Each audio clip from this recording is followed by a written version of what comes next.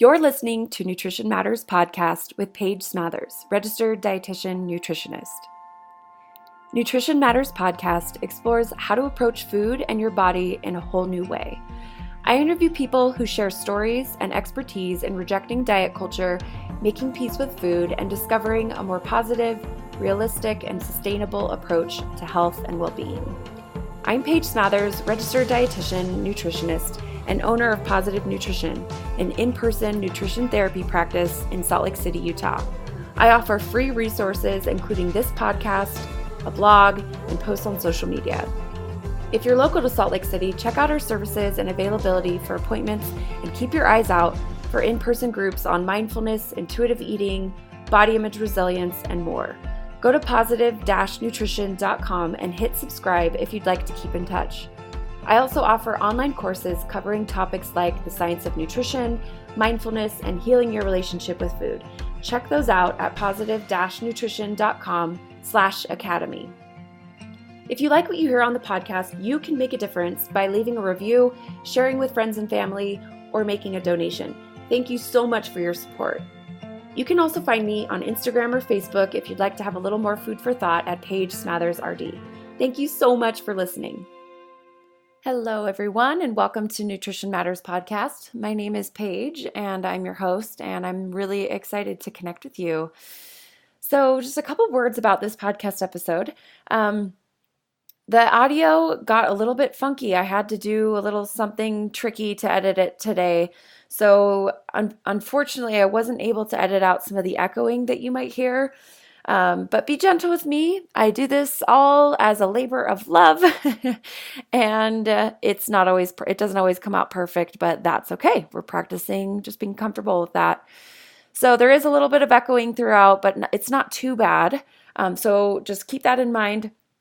But the more important thing I wanted to mention is just I had the best time talking with Christina Johnson about this really important topic of kind of intentionally diversifying who you spend time with and who you learn from and who you see. And I just really loved her thoughts on this. So we're talking about diversifying who we learn from and who we engage with on a friendship level, or even on a learning from about intuitive eating level, whether it's online or in person. And so that's kind of the main theme of what we talked about. But we talk about this idea of kind of how to make the effort to kind of find that incompatibility, like, we don't see things eye to eye on this, or you represent, you have a different background than I do, or you come from a different socioeconomic class than I do. How can I learn from you? How can I not make every single person in my world and in my circles exactly the same as me? And so I really loved this. I thought that this was a really fun topic. And then we do tie it into how this relates to our own journeys with food and our relationships with our bodies and food. And I just loved having this conversation with Christina. So one more quick announcement, just always want to kind of keep everyone familiar with what I have to offer. This podcast is a free resource that I just put out there, every other week. So just in case you're new to Nutrition Matters podcast, I do release an episode every other week. I have lots and lots of episodes in the backlog, so feel free to check those out as well. And then I do have a Positive Nutrition Academy, which is where I house online trainings. I have shorter trainings called webinars, and then longer trainings called online courses. And there's quite a few available through the Positive Nutrition Academy at this point. And if you're looking for resources in how to teach intuitive eating or raise intuitive eating kids who are connected to their bodies and to food in a positive, healthy way, I have a course about that. If you're looking for how to heal your relationship with food, got a course about that. If you're interested in the science of nutrition and kind of challenging fad diets and the crazy things that are out there about fad diets, I have a course that dives deep into the science of nutrition called Positive Nutrition 101. And then I have lots of shorter trainings, some about meal planning, some trainings about what is intuitive eating, kind of if you need some basics and understanding kind of what it is on a on a more basic level, I have some trainings about that as well. So check it out. Just go to positive-nutrition.com/academy or click the link in the show notes. Now, just a quick word. I have had some people reach out kind of feeling really angry that I talk about some things that I offer on the podcast. And, honestly, that's totally your prerogative. I have to say, I do not get rich off of these courses and trainings. It's not a significant source of my income, but it is a really nice way to provide great nutrition education that I provide in person in my physical location, my physical nutrition practice in Salt Lake City. It's a great way to provide those same services to people who might be in a place where they don't have access to a registered dietitian, or maybe you feel more comfortable doing some of these things online instead of the in-person, or maybe you just need some help with meal planning and you don't really need all the full assessment and all the stuff that comes along with a whole appointment. So, I mention it just to put it out there, not necessarily to be overly self-promoting, but it is, part of what I'm offering here is a free resource. And so I like people who are interested in this stuff to just kind of know what else is out there and what else I offer. So that's the purpose of providing a little bit of promotion in the beginning of these podcast episodes, is just to help you know what else you can access that I offer. And then I also take time in each podcast episode to let you know what my guest offers as well, because so many of the guests that I have had on are just provide phenomenal resources as well. And I want you to know about those because different people, different voices, different approaches, different expertise will help different people. So that's why I take some time in the beginning to talk about what I offer and what my guests offer. All right, with that, let's get into talking with Christina Johnson all about this idea of how we can be more intentional about diversifying who we learn from, both online and in person. Hi, Christina. Welcome to Nutrition Matters Podcast, and thank you so much for joining me today on your day off. Hi, thanks for having me. I'm glad I woke up for this. I'm glad you did too. So talk a little bit about who you are and what you do professionally, and why I mentioned that it is your day off and why that's important in context of our conversation today. Yes, so as she mentioned, I'm Christina. I'm a registered dietitian here in Dallas, Texas, and it's my day off because I have 3 jobs. I work full-time as a food service supervisor, so I just worked the weekend. That's 2 14-hour shifts in 2 days. And then I also have a private practice, which is my baby. That's my passion. And then I also work outpatient in brain rehab. So anyone that's had a stroke or some sort of traumatic brain injury, the rehab that occurs in their house once they leave acute care. Gotcha. Wow. Okay, so 3 jobs. So a day off is a precious thing for you. Yes, it's very relaxing. Well, thank you for taking the time to join us on your day off. That's so kind of you. And I'm really excited to chat with you about this topic that's so near and dear to your heart. So talk a little bit about, before we dive into that, maybe just kind of explain the context of why you became a dietitian, why that interested you. How did you know you wanted to do it? What do you love about it? Kind of just share with us your professional approach. Yes. So I became a dietitian because I have a lot of family members with chronic illness. And for those listening, I am a Black female. And so I guess there's a lot of statistics that will say that Black people oftentimes have a higher incidence of chronic illness, or more likely to develop a chronic illness, without taking into context the environment around them. It's just sort of blaming the person for why they developed the chronic illness. And so a lot of my family members all had to go to dietitians at some point, be it their renal disease, their diabetes, their heart disease. And so they all go to dietitians that don't look like them. And it became this kind of revolving conversation of, this person told me I need to stop eating this thing that I really enjoy.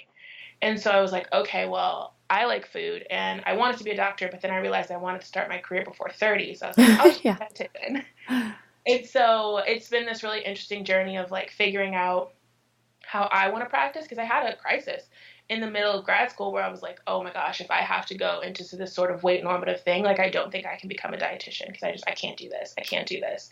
So finding intuitive eating and finding the HAES community has been like the sort of catalyst of me feeling like, oh no, not only can I be a dietitian, I can be a dietitian that actually makes an impact and can really go back into my own community and be like, hey, you don't have to give up that thing that you really love. You can enjoy that in the context of whatever you have going on. It's just knowing how to manage that and your whatever disease state you're living with. That's so cool. So when did you discover intuitive eating and health at every size?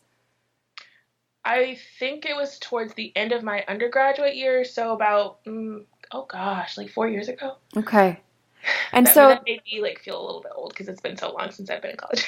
yeah, it's all relative, right? Mhm.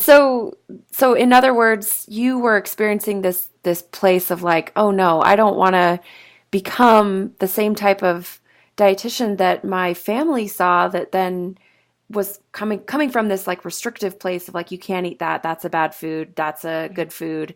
And you found this way to sort of integrate your expertise in nutrition into sort of the context of culture and environment and family and values and things that are broad, more broad than just what we put into our bodies. And Mhm. so, yeah, that's what I'm hearing is that's just felt like a good balance for you of like kind of being able to promote health, but in a way that's not going to kind of create more of a distance between, people and their food kind of thing. Yeah, well, because we don't occur in a vacuum. What we eat No. doesn't occur in a vacuum. And so it's being able to combine all of those things that you said and sort of come up with a plan that's very individualized. Because that's the whole point of having a dietitian is individualized care. So the least that I could do as your dietitian is actually give you individualized care that really comes into play of like, what does your family life look like? Because it's really tough to tell someone, hey, you can never have that again. And then they go home to their family and their family all gets to enjoy it. Mm-hmm.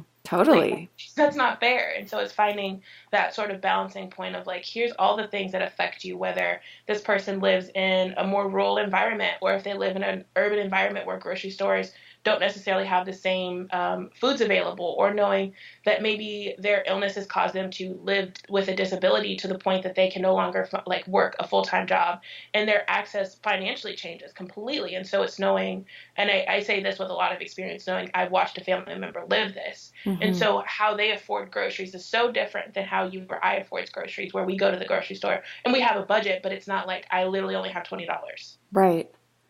Right. Oh, and what you said about, you know, people's dietitians not looking like them. I could just imagine that someone's dietitian who's saying you can't ever eat this really important food to you anymore is, really difficult for that person to hear. Plus, if you add on top of that sort of that discomfort in sort of are we even like meeting on the same level? Like she doesn't understand me, she doesn't understand what's important to me. And so having a dietitian that even just appears like you, it can be a really important part of delivering that individualized care, wouldn't you say? Yes, I remember the first time I like met a black dietitian in person, and it was like, oh my gosh, we exist. Yes. And it like it gave me everything to keep going, because for a while I was like, do they even exist? And I say this knowing that I live in a pretty metropolis city. I live in Dallas. Sure. Even here, there's still not that many of us. I think currently of all the registered dietitians in the United States, of the over 100,000 of them, like around 3% have identified as black. Wow. So statistically speaking, that's what, 3,000? Yeah, that's not a lot. Yeah, I think you're right. Don't ask me to do math on the spot, but yes, that sounds right. So like that's not a lot when you think about how many Americans there are. Right. Absolutely. I've experienced that in my own practice when I have a client who I can tell there's a level of discomfort because I don't look like them. And, they don't know right away how much awareness I have or what work I've done to kind of challenge my own internalized bias and stigma and all of that stuff. But at the same time, I have so much empathy for how difficult it is to move through the world, kind of like, okay, I want to promote my health and well-being, but I want someone who gets me and who understands where I'm coming from. So I think that that's a really important part of what you said, and I'm so glad that you're speaking out and in more ways than one. Just with you have your practice, you also have a podcast. Talk a little bit about what you do with the podcast. It's becoming more of a stream of consciousness, but it's intuitive eating based and very Hayes based health at every size. But it's just conversations about how culture affects food. And mine well, as a Black person, obviously comes from my own Blackness, but it's the conversation around, okay, so you have this need to eat food. We all need to eat food in order to keep living, but how does everything around you impact that? How does where you live impact that? How much you make impact that? Your knowledge level, how does your disease state or lack thereof impact that? And the conversations that ensue from that, whether it's, hey, I understand, and sometimes even body image of like what it's like to be a Black person and exist in a in an environment where whiteness is such this like coveted thing, and where this beauty standard, if you Google beautiful woman, is going to give you a white woman. Like, how do you conceptualize my own beauty when if I Google beautiful woman, I don't even come up? Mm, yeah, that is such a good point and so problematic. Again, like you were saying earlier, like think of I mean, people who listen to this podcast are not just Americans, so I don't want to make this super American centric, but Mm-hmm. thinking of the United States, like we're a really diverse country. What is up with that? Why would you Google that and only see white people come up? That's problematic. And so it's those conversations of like, how do you cultivate your own beautifulness? How do you cultivate that, whether you're Black or Hispanic or South Asian or wherever you're from in the world? Like, how do you cultivate your own standard of beauty that isn't reliant on your body size? I love that. So, yeah, so you're working in so many different ways to promote what you're passionate about and what you're so excited about, and I love everything you're saying so far. It's so important. Talk about this topic that we wanted to sort of uh, uh, what's the word? This topic that we wanted to focus on today in our conversation. This topic of um, diversifying your learning circle. When I reached out to you, I've really loved following your work, and I love your voice, and I love what you're doing. And I kind of reached out saying, what do you like to talk about? And you mentioned you like this topic of diversifying your learning circle. So talk about what that means to you a little bit. Thank you. I appreciate that you one found me on the internet, because it's a big internet out there. It is. It's true. And then two, that you appreciate what I do. And so when I think of diversifying your learning circle, I am talking about the people that you learn from, yes, on the internet, but more importantly, the people in your real life.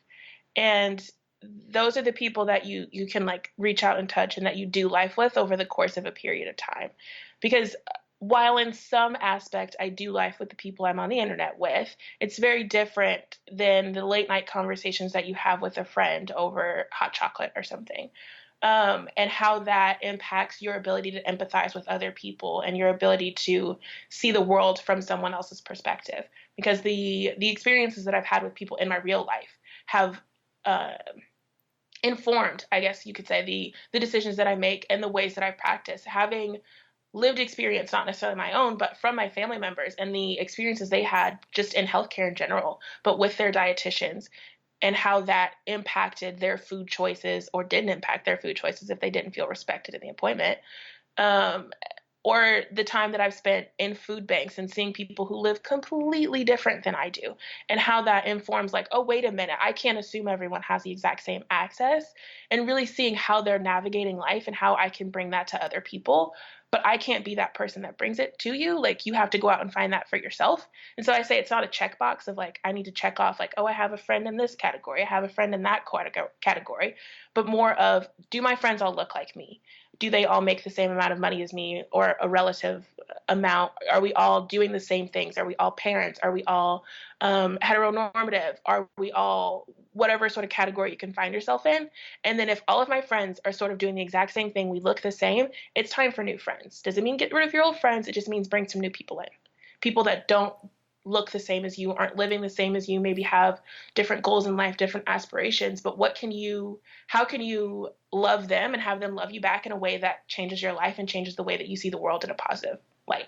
Wow, so much good stuff there. So let me just pull out some themes and maybe we can kind of dig into each one. Does that sound good? Mm-hmm. Okay, so I loved what you said about, on the online space versus the in-person space, like trying to diversify your learning circle in both of those. And I think that that is a really important theme that I want to dig into. You also mentioned access to food, and I would be really interested to hear your thoughts on maybe where you think intuitive eating or health at every size, the communities there could do better in terms of our conversations about accessibility or how much access each of us might have on a spectrum to food, and how can we be more sensitive and aware of socioeconomic status, or like you said, showing up to the grocery store with only $20. How do we make our conversations more helpful for someone who might find themselves in that situation? And then the other thing I would love to dive into is when you said, if you look around at all your friends and they all look like you and make the same amount of money as you and think the same way you do, it's time for new friends. I'd be really interested to hear more about what you think on a practical level. Like, how can people do that? What does that look like on a practical level? How do you increase your learning circle in person? So does that sound good if we could kind of dive into those? Let's do it. Okay. Which one do you want to start with? Let's start with the first one. Okay. So the in-person versus the online space. Talk about kind of what you mean by, like, maybe each of those a little bit. Like, what does it look like to diversify your online community, your online world, and then dive into kind of what that looks like on the in-person level as well. Mm-hmm. If we're speaking specifically from the sort of intuitive eating haze corner of the universe, sure, go ahead. Yeah, I try to make sure that the people that I'm following are not all thin white females. That for me is like the number one of like, if I can find someone that doesn't check all three boxes, man, we're really doing something here. There's a lot of us, right? Mm-hmm. Nothing against you. No, I get it. No, but I get it. Your intuitive eating looks so different than my intuitive eating that it's like, okay, well, hold on. If I keep listening to you, like, that's great, but it doesn't go as far because we're not doing the same things. Mm-hmm. And we're not living in the same environment. And so it's finding people. One that I've been having the best time, and I can't wait to meet her in a couple weeks. Like, I'm literally counting down the days, is Ayana Habtemariam, I think is how you pronounce her last name. She's the Trill RD on Instagram. Oh, yeah. And just like, we've had phone conversations, like, and this is where I say outside of the internet, like her and I have talked on the phone. We are now friends in real life, IRL. And the conversations that we've had around, hey, we both are like Black women and we feel like outsiders in this community. Like, how are we making our voice known? What are you working on? What am I working on? And sort of navigating that space. And then even finding men who talk about intuitive eating, or people who are non-gender normative, anyone that's not in the binary spectrum, or people who have a different sexual identity. There's different tax brackets. So obviously most of the people that you're going to find talking about intuitive eating have a level of privilege in that they can go to the grocery store whenever they feel like it. But there are people attempting to talk about, how do you do this on a budget? Because not everybody has discretionary income to just throw at their groceries. Sure. So one thing that you just said there that I'd love to hear more about is, you said your intuitive eating, meaning me. I think my intuitive eating looks different from your intuitive eating. Tell me what you mean by that and kind of dive into that a little bit. So I can say with reasonable certainty that you and I grew up in different cultures. And that, yes, we both maybe grew up in America, but I grew up in Black America and you didn't. And so what I eat when I go home with my family may be very different than what you eat. And that's the same for someone who grew up in Georgia versus someone who grew up in Seattle. They're going to eat completely different things. So their intuitive eating sometimes is cultural, of like, what am I eating in my locale? What am I eating based on what I grew up with? What am I eating based on the environment around me? Whether it's, I grew up in St. Louis, so some of the things that I crave, like Emo's Pizza, most people are going to be like, huh, what's Emo's? Right, yeah. And so it's that sort of thing. Or what I crave intuitively sometimes is based on sort of memory eating and like the things that I crave because I miss my grandma. Totally. Like, that's going to be so different than what someone else craves when they miss their grandma. So it's, intuitive eating has the same principles, but it looks so different in practice for all people. So sometimes I see people and their intuitive eating journey leads them out of the country. It leads them to Italy or France or something. I can't relate to that right now. I have not traveled to that side of the world. But that's interesting that that's their life and that's what they're doing. I'm like, oh, that's really cool. But my intuitive eating might lead me down the street to a local taco shop, because I'm in Texas, so we got tacos everywhere. Yeah, totally. So it's highly dependent on your location, your culture, your family values. Like, is your family from your country of origin, or like where you live right now, or are they from somewhere else? And you, as you explore your relationship with food, it might end up looking very different than someone else's exploring their relationship with food and their culture and their grandma, like you said. I love that. I have Mhm. certain things I eat and think of my grandma too. So yeah, I'm totally with you on that. Yeah.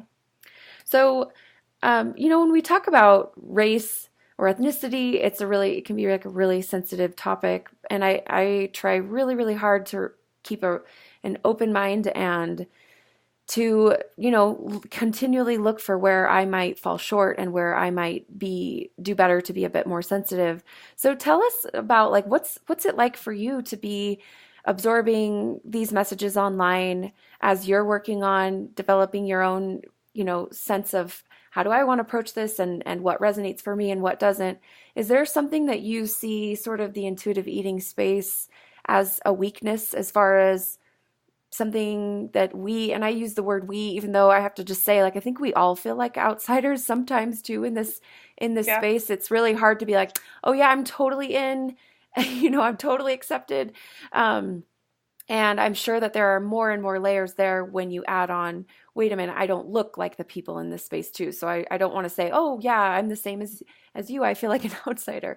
But anyway, what I'm trying to say is it's really it's really important to me to continually learn how I might be able to be more sensitive, communicate better, and with more sensitivity, and even step away from communicating and make space for other people as that's necessary as well. So, any feedback that you have, just sort of in general, as you observe the space online and kind of see, oh, we could do better there. What are your thoughts? I think currently my thing is just the display of different bodies. I think it's always been very interesting to me of like for probably the better part of the last 2 years, I've made a very active choice to not have bodies on my Instagram. And that's only recently changed where now I have bodies, but they have to be diverse in many different ways. Because what was happening is I was seeing the same type of body over and over and over again. And so I found myself comparing myself to that particular body type. And I was like, okay, this isn't helpful. So I removed the bodies for a while. And when I say bodies, I mean, obviously I'm following people, but I don't see their physical body. So that's like them not posting before and after pictures, gym selfies, things like that. Like I made an active choice to remove those types of content from my Instagram. And then as I've been adding it back, it's been a very body acceptance, fat liberation, fat acceptance spectrum of there's a whole different array of body types with different abilities, different gender identifications, different colors, just all kinds. It just they look so different that it's been very helpful to remember, like, oh yeah, bodies exist like that. Not that I don't see them in my everyday life, but once you see them, yes, in my everyday life, but also on the internet, it makes it really neutral. And that, oh yes, these people exist, cool, and I can keep going on about my life instead of it being this stark contrast of I'm on the internet and everybody looks exactly the same, so why when I look out in the real world does everybody look different? Mm, totally. Totally. And what you're seeing on the internet is not always or very often even real, right? Like people are It is a manipulating their highlight photos. Go it is ahead. a highlight reel that has been face tuned Totally. to the heavens, like Yeah. So I love that. So you're talking a lot about diversifying your space online, and you're talking a lot about kind of the way we appear, and I think that that's a super important thing that I've also done as well, like just really taking a look at your feed and getting more particular about who you're following, who you're learning from. Um, and then I think also what I'm hearing too is like I think we as professionals, we can get caught up into this mindset of, oh, well, I'm the one that knows about this, and I'm going to follow only other professionals who also know about this stuff, or who are teaching about this stuff.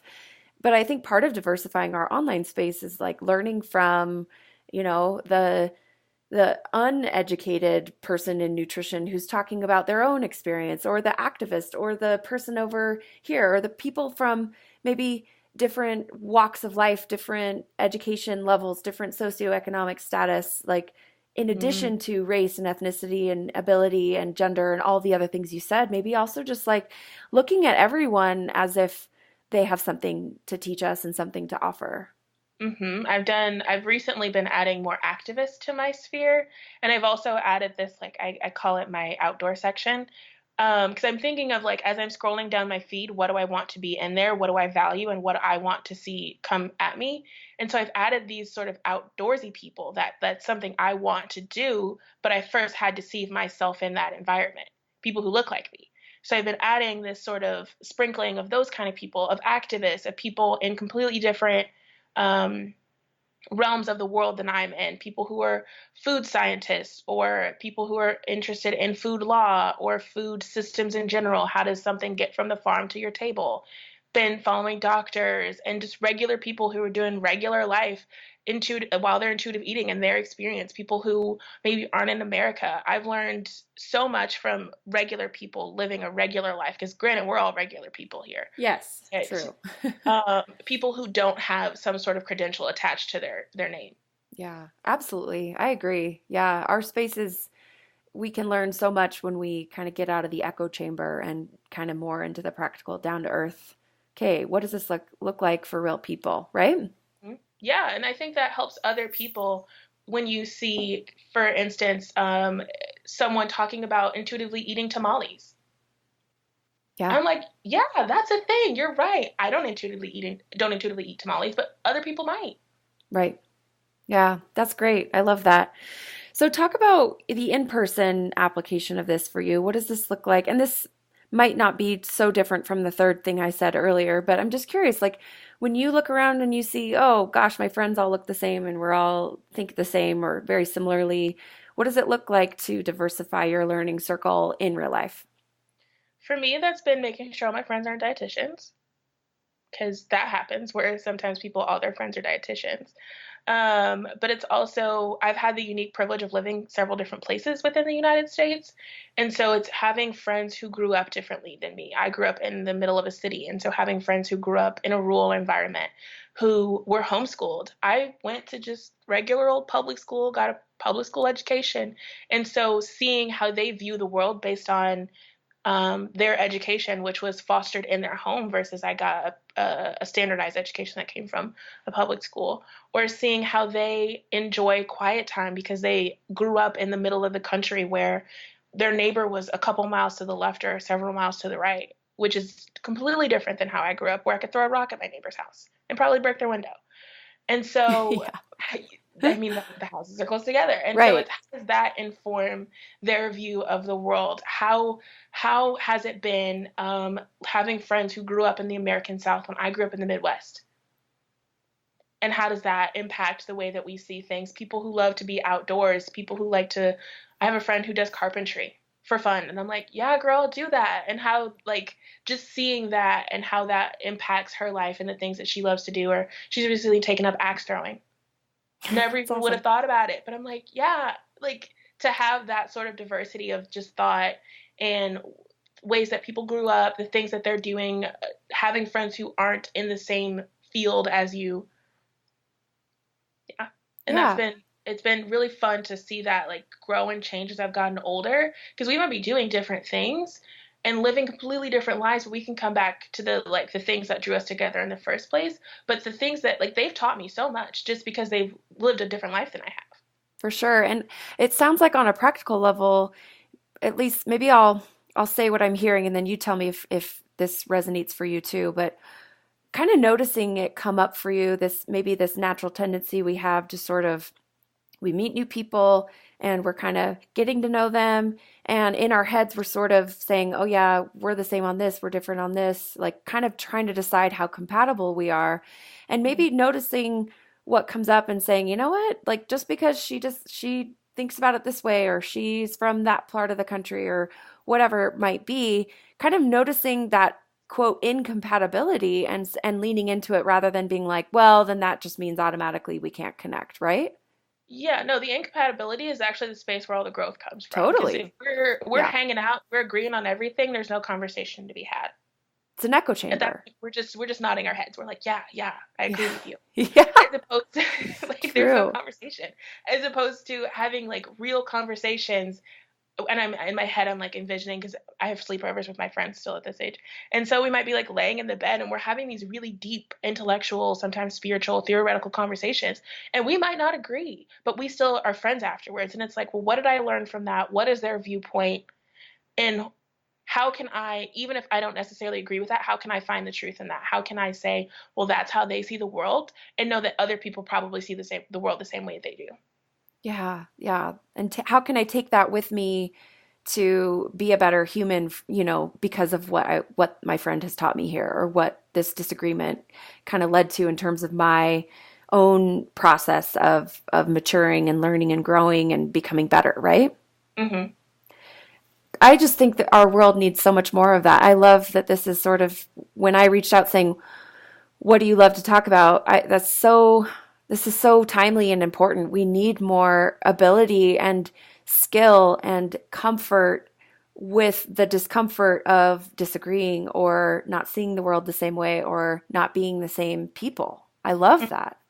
Yeah, I think it's definitely needed in the time that we're currently in, but I think it's such a good skill to have. Just I'm speaking as a human, but also as a clinician, like my ability to sit in discomfort with someone else, because you're going to sit in discomfort with other people. Hmm. And to sit there and know that I don't always have to say anything. It's just me sitting there with you in this discomfort and knowing that I can't fix it for you. I can't snap my fingers and poof, it's gone. But being able to sit there and know that, okay, how can I first sit in this discomfort and then two, learn from it? How can I learn from whatever is going on currently and take that to other people? Like the things that I may be doing in sessions with my clients, how do I learn from their own lived experience and then bring it to the people and say, hey guys, like this is recently a theme I've been seeing. Let's talk about it. And knowing that someone else somewhere else can relate to that. I share personal things on my Instagram all the time of like, this is where I'm going. This is where I'm at. And to see the response of like people being like, oh, you're so right, like I had that same experience, or like when I get DMs of like, man, I thought I was the only one, and I'm like, no man, we're all out here, we're doing this, like I get you, I see you. And to have that be that sort of the things that make us feel the most, I don't want to say out, but the most cast out are probably the things that are going to make us feel the most brought in. Mm, yeah. Yeah. So true. I love it. That's so important. And I think the talking about the online space versus the in real life space, like where do you find more of that ability to kind of bridge that gap and really sit with the discomfort of not agreeing? Do you find that's easy to do online or more difficult? Or I'm interested to know what your experience has been there. I think they all both bring their own unique challenges of like, and nothing is ever gone on the internet, and so I'm very careful to not just like rant about everything because it's not going to go anywhere. If I post it on the internet, it's there forever, and I know that because I've been on the internet for a while now. And so it's not always sort of lashing out at things that I don't agree with, or trying to first say, well, what is their thought process behind that, and sort of sometimes doing a little deep dive on someone, saying, well, obviously it makes sense if they're going to come to that conclusion. Look at their history Yeah. before just like jumping down their throat, and instead saying like, I don't need to respond to this. And I think the best advice I ever got was from, ironically, a comedian. And his advice was not to argue with people intent on misunderstanding you, like that don't have the same understanding of a topic as you do. Yeah. That's great And so advice. I know, and with that I was like, oh well, it became so easy. Of like, this is the internet, and you get, if it's Twitter, you get like 240 characters. Like, I'm not arguing with you in 240 characters. Like, it's just not worth my time. It's not worth my energy. I'm gonna keep putting my message out, and if you don't agree with it, that's fine. That's your choice. But I don't have to argue with you about it. Or when other people put their message out, there's no need for me to go into their comment section and be like, "You're wrong. I don't agree with you." If you're intent on misunderstanding what I have going on. Yeah, and it sounds like this really hits on what you were saying earlier. It's like in the in real life situations, you have this kind of underlying trust and you have this like kind of bond somewhat that you can work with in the disagreement, but online there isn't that there yet necessarily, right? So Yeah. I mean, you might have a friend online who you know in real life or who you're really close to online, and you might reach out saying, "Hey, that post was really confusing," or "I tell me more about what you're saying there because I'm not understanding it." And you might kind of reach out with that type of comment if you already have this sort of trust and this bond. But you're right. If it's this intent on misunderstanding you, then what's the point, right? Hmm. Yeah, I've done that before of like reaching out to someone and being like, hey, so you put this, but then you use those hashtags. So which of them is it? Yeah. Yeah. Which one? Because you can't be in both boats. You can only be in one boat. So it's that kind of conversation versus we have real true investment in our relationships in real life. The people that I'm friends with, the people that I do life with are people that I love and care about deeply. And I on no level mean to hurt them, but I'm also trying to understand them as a person. So I'm going to be a lot more careful with the words that I use and really take time to try to listen to where they're coming from. Whereas on the internet, you're just there to talk. You're just there to listen, to say whatever it is you have to say. And not saying this is a general, like a rule of thumb for the internet, but more often than not, people are just, they're there to talk their own talk and they want to hear their own voice. And so they're not always listening. They're not listening with the intent of listening as opposed to listening with the intent of responding. Yeah. Such a good point. I'm so interested to know, not to switch gears too much, but you started off by sharing about why you became a dietitian, that it was sort of inspired by your family, and you've always had this sort of medical scientific mind, it sounds like.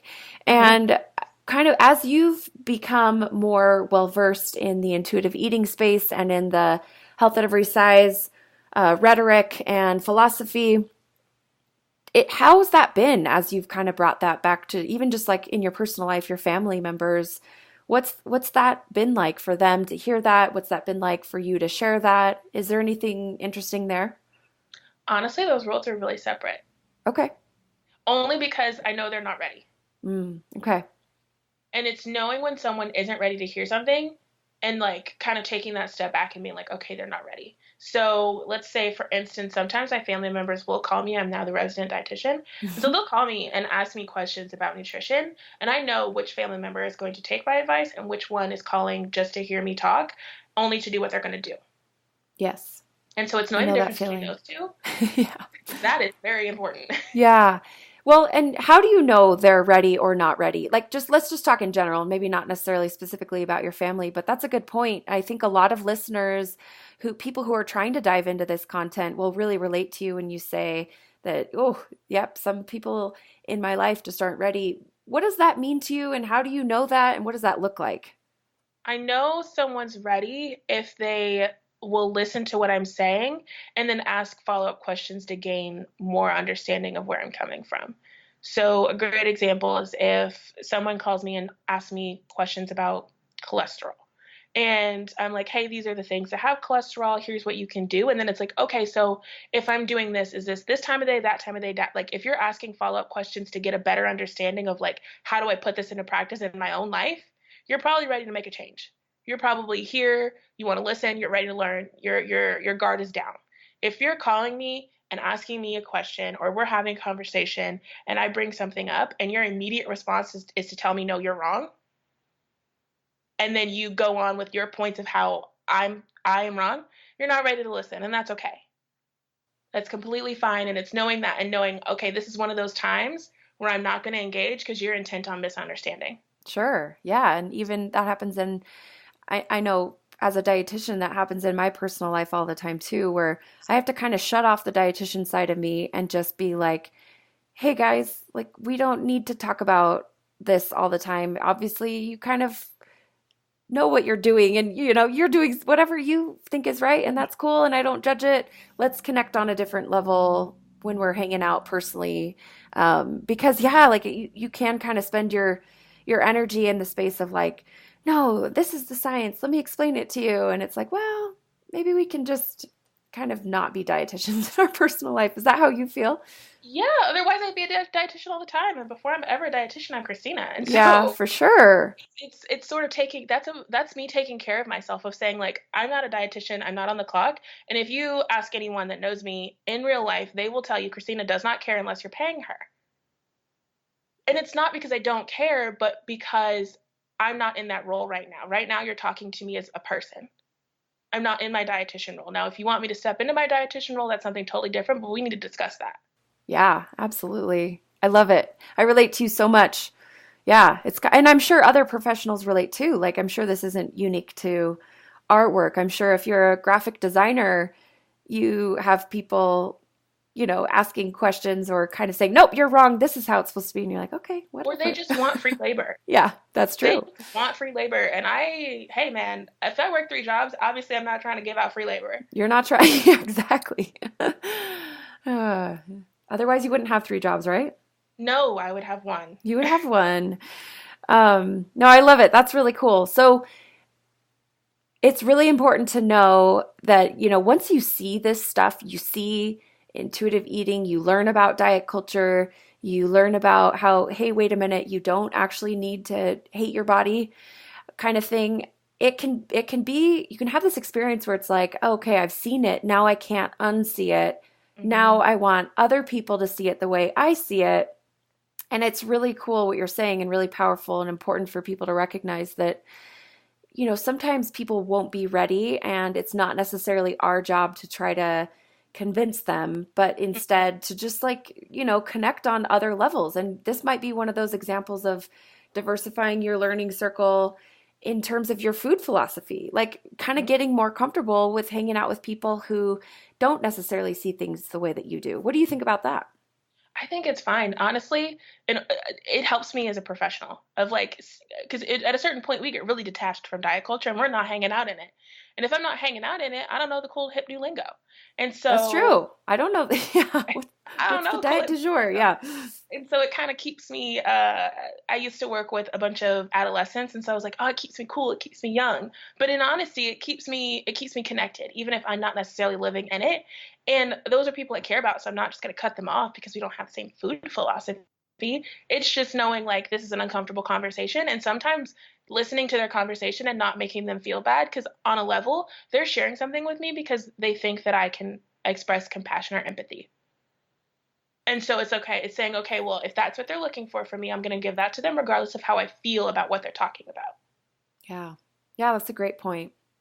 So, Christina, you've talked throughout our time together today, this idea of kind of food insecurity, access to food issues, and intuitive eating. I think that there's been some conversations started around that. How can we do better? How can we, not make intuitive eating seem like it's this thing that the minute you want a certain food, you just go out and get it, because that's not practical for most people. That's not in most people's budget. That's not realistic. That's not going to work in most people's schedules.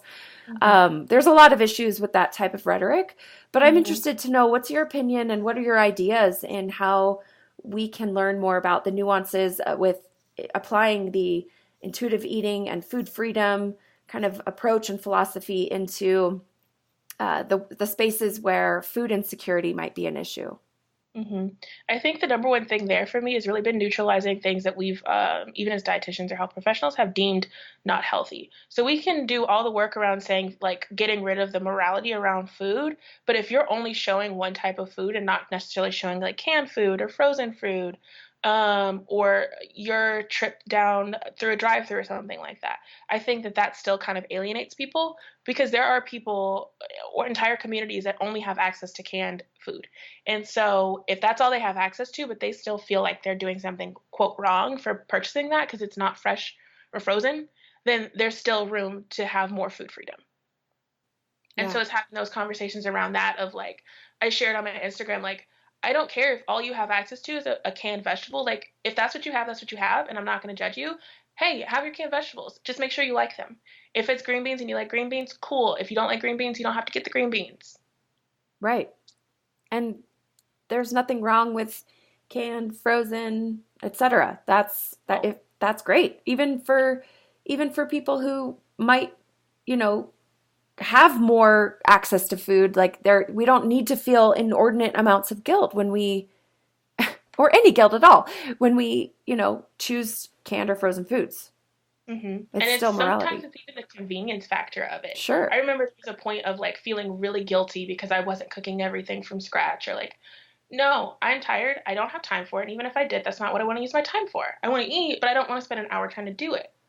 And so it's saying like, yeah, sure, if you want to have a canned version of that because it's a convenience factor for you, then that's your value in life. Because I do a lot of work with my clients around value of like, what are your values and how do you let those inform the decisions you're making? My value is to spend time with people or to create boundaries around my rest. And so if I'm spending an hour making my dinner, that's not a good, it's not responding to my value around boundaries around rest. Yeah, I completely agree. That values work.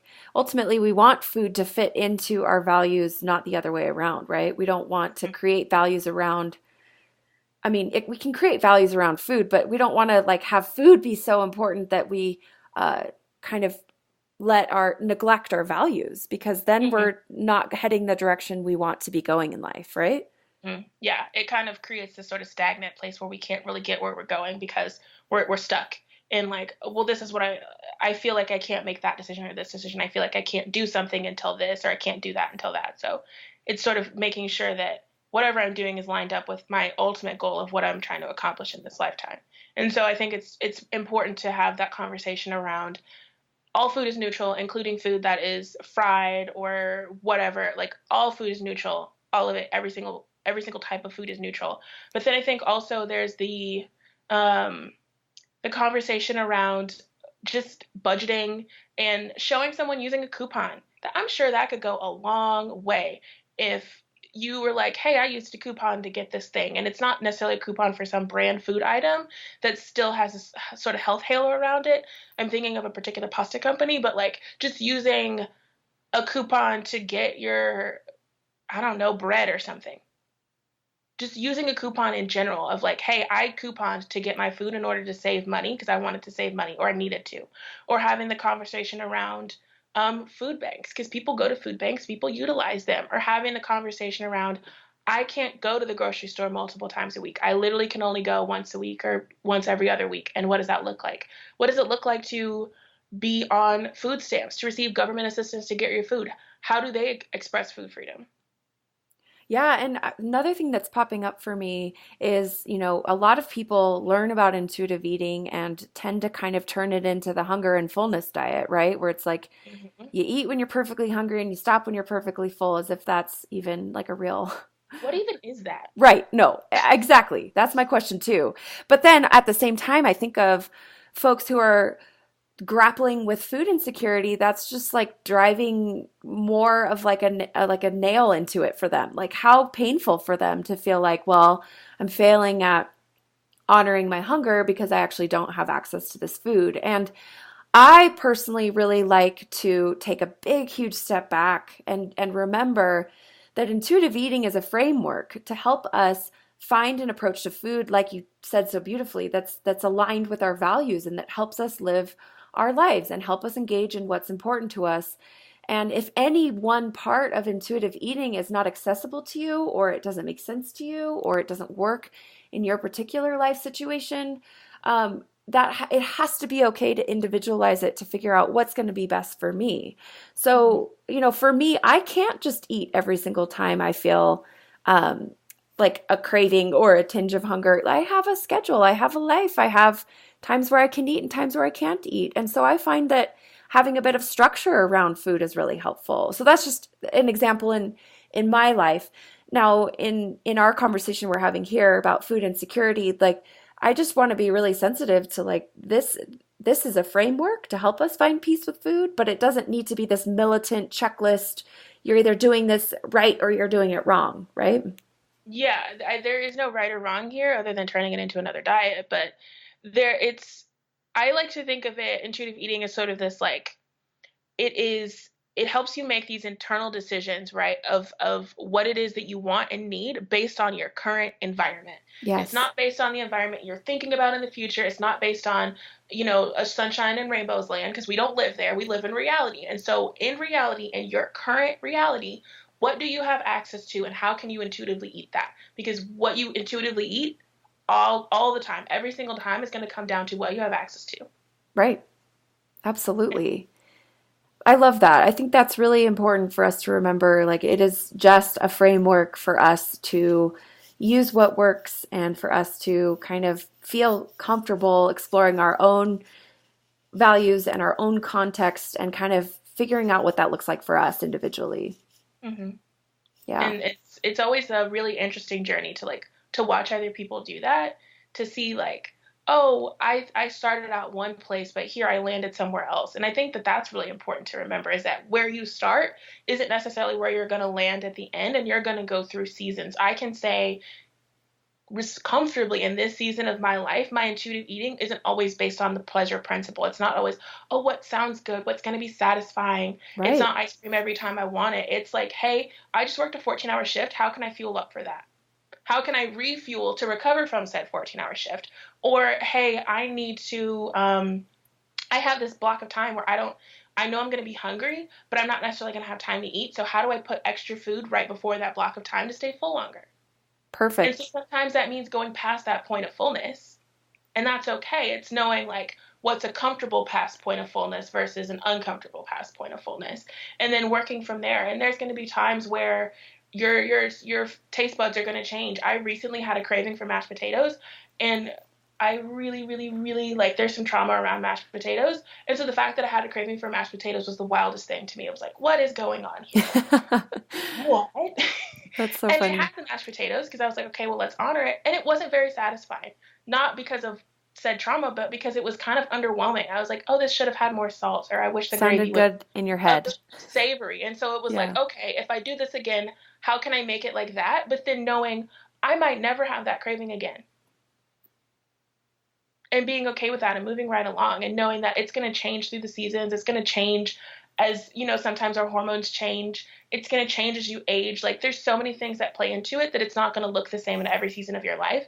And it's Right. giving yourself that permission to say, hey, it's going to change and that's okay.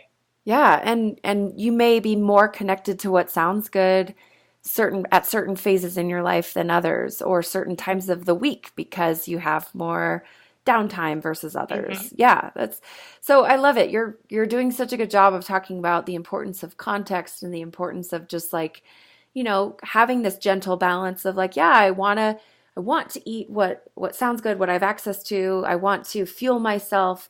I want to eat food that connects me to my family and my culture and things that are important to me. And I also don't want any one of those reasons for eating to win out every single time. I have to find like somewhat of a zoomed out. If I zoom out on my eating, I want to have somewhat of a balance there, just so that I can continue to do the important things in life, right? Mm-hmm. I don't want to think about this in a couple hours. Like I want to kind of like move on with my life and Yeah, forget about it. yeah, Unless that meal was exceptional, in which case, yes, but the meal is exceptional now because of the people that I was having the meal with. yeah, totally agree. I love that. Oh, so do you want to plug your podcast a little bit, Christina? Tell us about what you do there, and you already actually, I guess you already mentioned that. I forget if we talk about that before we started recording or no? I think both, but like Okay. it's called intuitive eating for the culture. And the byline of it is we like our vegetables just not unseasoned. And that came from sort of this like myth that white Americans don't like to season their vegetables. I don't think that that's necessarily true all the time, but sometimes it is a little true. And so it's knowing that, hey, I might, and this is a conversation I had recently of like, wait a minute, I grew up eating vegetables, so where did this myth come from that black people don't eat vegetables? But it's just they look so different. And Mm, so it's how does this like how do I navigate this space of intuitive eating when the face of it doesn't look like me? And how do I come to terms with, oh well, this is my situation based on where I currently am in the world, and how do I navigate this and give myself that food freedom, and also navigating haze as someone in a different body than what the face of haze currently is. And I'm saying this based on if you go on like Instagram or something and type in health at every size, like what you're going to find when you click in there. yeah, yeah. Oh, I love it. It's really important work you're doing, and I'm grateful for your voice. And again, I've loved following you. So, do you want to talk about kind of where people can find your work, read your blog, listen to the podcast, all of the above? Yes. So you can find me on the internet. I sometimes hang out there. I am on Instagram and Twitter as encouraging dietitian on Instagram, and then it's encouraging RD, like the RD credential, on Twitter. And then I have a podcast called Intuitive Eating for the Culture, like we mentioned. And I have a website, encouragingdietitian.com. You can pop over there if you want to. I don't blog as much as I used to, but again, I don't have time for that right now. Yeah, understandable. So yeah, so most of my efforts these days goes to Instagram and my podcast. Great. Well, I'll post all of those links so that people can find your work and click and get access to all the great stuff you put out there. So, is there anything else that we didn't mention that you want to kind of tie up or say one more thing about, or? I don't know. I could go on for forever. So like, I know. I agree. I can too.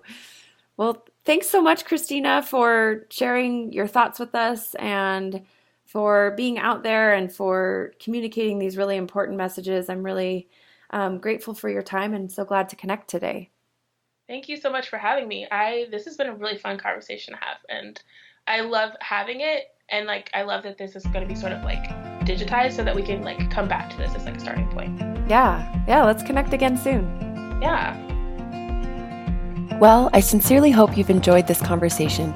If you haven't already, please go ahead and leave a review on iTunes.